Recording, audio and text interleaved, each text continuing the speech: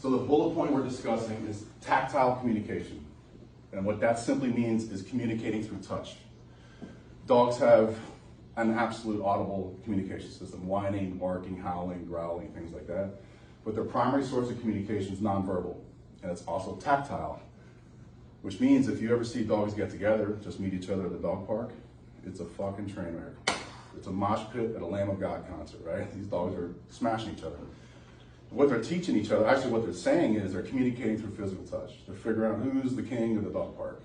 And they're also interacting and engaging and having socialization, but it's all through touch.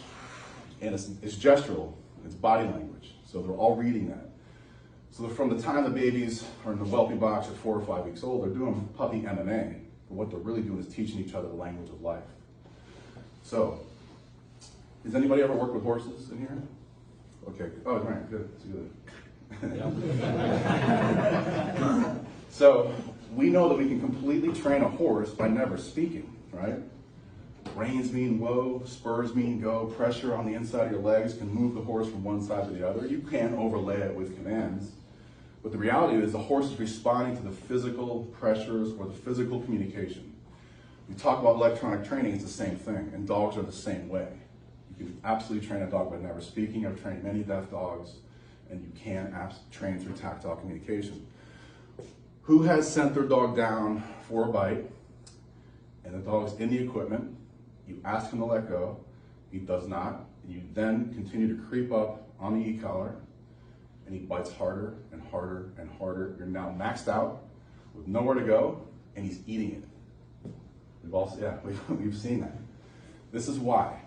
So every manufacturer, whether it's Ecollar Technologies, it's Martin System, it's Dogtra, they all have a patent on the way that the collars stimulate.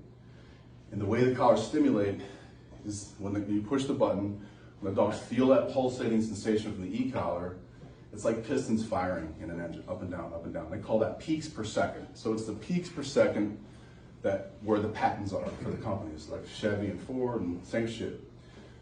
The more the peaks per second, the more of a contracting stimulation the dog receives. So you've seen it, when you hit the button, you see the dog do the neck twerk, right? It's got it blocked, right? So you feel that contraction around your neck. Let's do a human analogy. So if you and I are having a discussion, and I'm teaching you about e-collars, we're talking, you're learning, you're figuring things out, and somebody comes up from behind you and wraps you up in a rear naked choke, right? So now you have that contraction on your neck, you brace, so you're trying to block the choke and block the contraction. You're no longer thinking about what we talked about, you're no longer in learning mode, you're not thinking about the task that we're doing, you're now fighting the contraction. And then maybe at some point in time you say, oh, you know what? If I just do what the trainer was telling me, I can make that go away.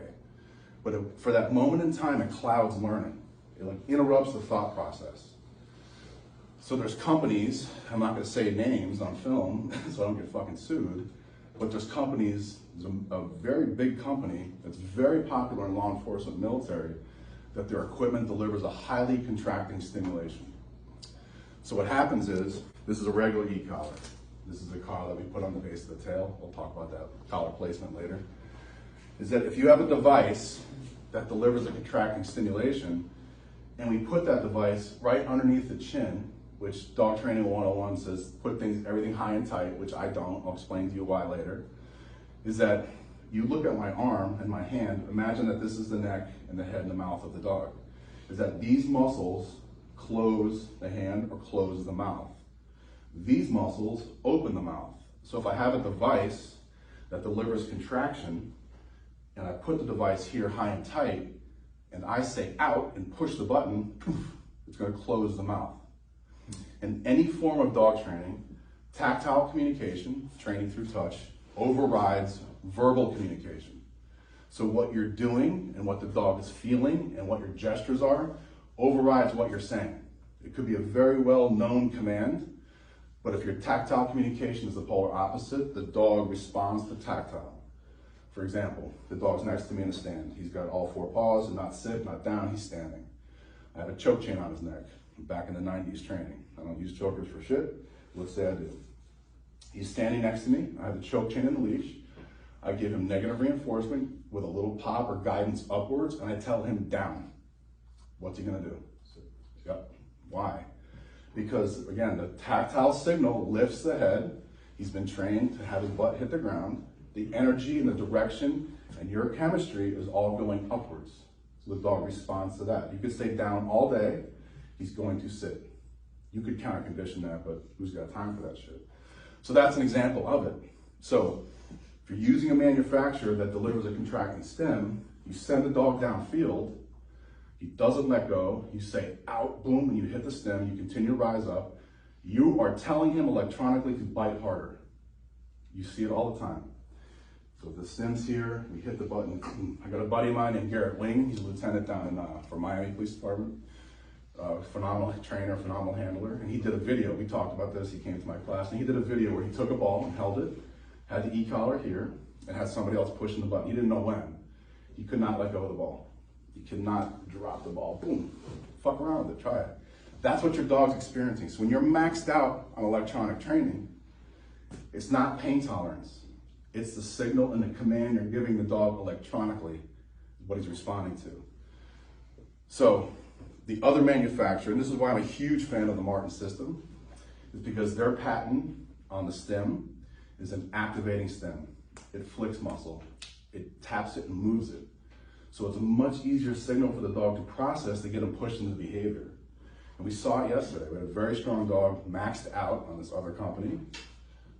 2 boxes. People think the 2 receivers mean more juice. It's not. It's the same amount of juice. It just gives you greater likelihood of contact. Eating it. And you can see the dog's feeling it. There's stimulation there, and he's locking up. But again, if it's here under the jaw, you are closing his mouth. So the way to combat that, if you're stuck with that company, if that's what your agency's making you use, you take the equipment from here and then you put it on top. So you activate the open your mouth muscle. Again, so if you contract here, if you contract here, you can't close your mouth, right? Think about it. So, and also, don't use continuous stimulation on a company that delivers contraction. Tap and release, tap and release. So in between those taps, it gives the dog a chance to think. He's no longer getting choked, so he can talk and then he can think and respond. So for me, the contraction totally clouds learning, completely clouds the brain. It takes him out of the behavior, makes him deal with that problem, deal with that contraction, and then pushes him into behavior. Make a little bit of sense? Shit that we've seen. You'll see it upstairs too. And the dogs, they're just like us. Like, I'm no doctor, but they're not a bag of bones and hair. They have nerve endings. They have ligaments and muscle and tendons and soft tissues, just like us. So if you activate those feelings, they're gonna lock up. So also with the nerve endings, folks have tattoos in here, right? So there's some tattoos you might have fallen asleep on the bed for. There's other tattoos that have you fucking squirming and about to hit the roof, right? Because different parts of our bodies are sensitive more than others. But it's the nerve endings. So we saw it yesterday. I put my equipment on the dog that didn't want it out, and I put it in a spot where he was dead. So whether, again, it's genetic, thick skin, thick hair, or just a high pain tolerance, or scar tissue from whoever, maybe from the vendor or whatever, but he was dead around his neck. I put him in a certain spot. I got him to let go, but on super high levels of my equipment. And the Martin system are the highest in the market and the lowest in the market, and it has a tremendous amount of range. I've been doing this a while. I've had my hands on dogs that have opened their mouth in years, have hundreds of street bites, and on those other manufacturers, it's just making them bite better. The low to mid levels of Martins are making them fly off. So yesterday, very strong dog. Put the Martin system on him, and I got up to the higher levels. It's intolerable for most dogs. I've had some dogs that will let go, but they need it frequently. Not so they're in escape and avoidance, trying to avoid the high level. So where I had it originally, I got him off, but he's still fighting. I moved it above, I just had to find that one little nerve ending that made more sense to him, and then I'm back down to mid levels. He's flying off the equipment. So again, it's not a perfect science. None of this equipment is a perfect science, because it has to do with touching nerve endings, right? As we talked about connectivity and collar placement, that is the biggest inhibitor of communication with your dog, is their contact with the skin. So now you have a contracting device around the dog's neck that means bite harder. So now we're gonna do recalls, right? So now you send him downfield, he gets halfway, tell him to come back, he says, I'm not ready to come back, you hit the button. In your mind, you're saying, I'm correcting you for not coming back. In his brain, he's going, this fucker's telling me to get on and bite harder. Tactile communication overrides verbal. It sounds so stupid simple, but then you're like, what the fuck? And also what happens is all these manufacturers, because of animal welfare laws, the collars will shut off between 8 and 10 seconds. So you can't do continuous for the rest of the dog's life. So as you're pushing the button on continuous and he's giving you the finger, there is that moment in time where the pressure lets off. And it's usually when they've made it downfield. E-collar training 101 says what? We teach the dogs to shut off pressure. So he's riding the wave of an electronic signal that says, get down there and bite harder. He gets there, whew, even if you let off and let it back on, in that split second of time, he says, ah, relief, and I get to bite this fucker. And you say, ow, boom, bite harder. I'm telling you, it's stupid. And it's because of the training that I've had and the things that I've experienced and what the dogs have told me, all right? And it's nothing that I've invented, it's not my magic finger, it's the way the dogs neurologically respond to the equipment.